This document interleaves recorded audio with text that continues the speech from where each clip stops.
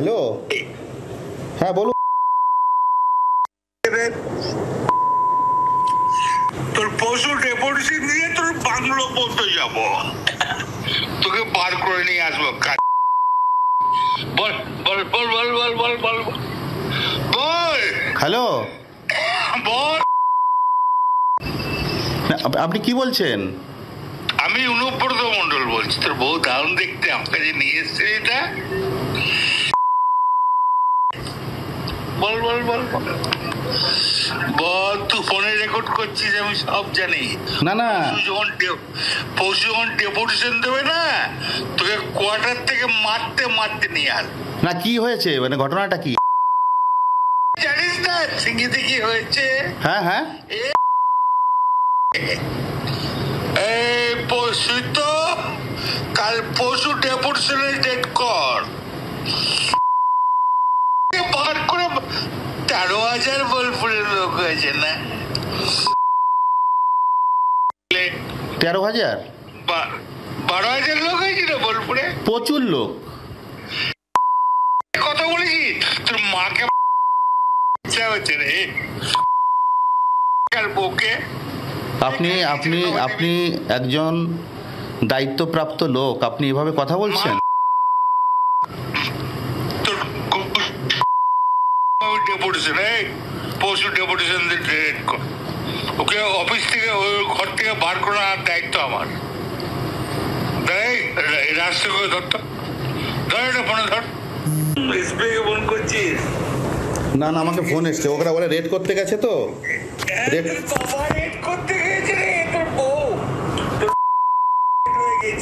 রাস্তা করে ধর, রাস্তা কর। হ্যাঁ হ্যালো, রাজীব কুমার। আমি অনুব্রত মন্ডল বলছি। সরাবে না নাকি? হ্যাঁ, পশু ডেপুটেশন দিয়েছি, মারবে কি মারবো দেখুন। আমি আমার 10,000 লোক হয়েছে বোলপুরে। 10,000 12,000 লোক হয়েছে। এক কাজলের গু খায়, তাই রে? আমাদের, ভুল বললাম? আমরা কারোর লোক নই, আপনি ভুল ভাবছেন।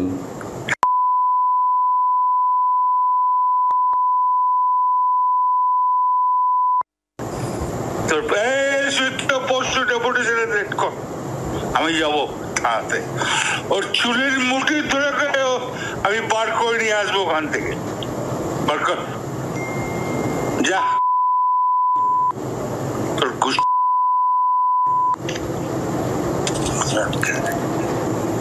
আপনি এভাবে কেন বলছেন? হ্যাঁ হ্যালো, এই অডিও ক্লিপ ভাইরাল হয়েছে, যদিও এই ভাইরাল অডিও নিয়ে কোনো প্রতিক্রিয়া দেননি। বোলপুরের আইসির বিরুদ্ধে ক্ষোভ উগড়ে দিয়েছেন বীরভূমের তৃণমূল নেতা অনুব্রত মণ্ডল। ও যাকে তাকে মেসেজ করে টাকা চাইছে 70,000 80,000। এফআইআর করতে গেলে বলছে 5,000 টাকা নিয়ে এসো। এটা আমি অলরেডি এসপি কে জানিয়েছি। কালকে সিঙ্গিতার ছেলেকে হাতটা 6টা টুকরো হয়ে গেছে, রটে করে মেরেছে।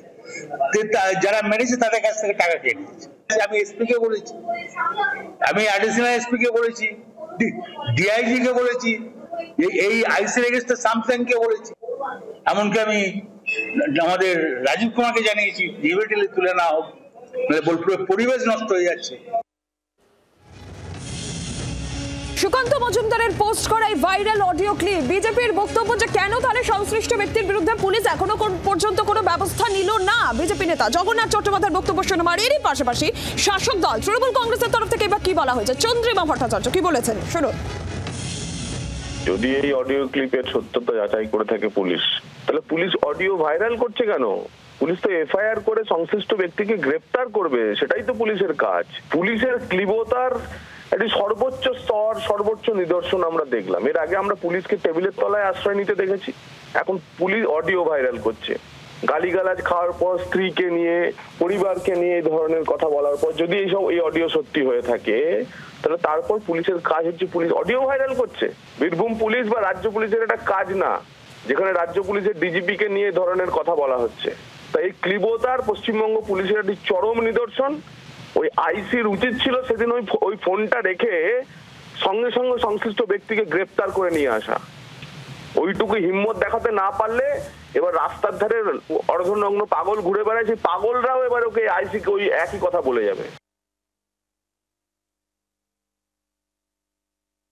একটা অডিও গতকাল থেকে ভাইরাল হচ্ছে, আপনাদের দলের নেতা বীরভূমের অনুব্রত মণ্ডল তিনি থানার এক অফিসারকে ফোন করে অকথ্য ভাষায় গালিগালাজ করছে, এরকম একটা অডিও ভাইরাল হচ্ছে।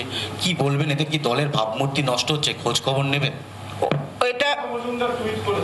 এটা কি টুইট করেছেন না করেছেন জানি না, কিন্তু আমরা কেউই এখানে ভালো করে শুনিনি। তবে একটা দেখছি সংবাদ মাধ্যমে যে কোনো একটা অডিও ভাইরাল হয়েছে। যদি কোথাও কোনো অন্যায়ভাবে কিছু বলেন, সেখানে আমাদের দলের যারা নেতৃত্ব আছেন তারা নজরে রাখছে। বাংলার আওয়াজ, বাঙালির আবেগ, জি 24 ঘন্টা।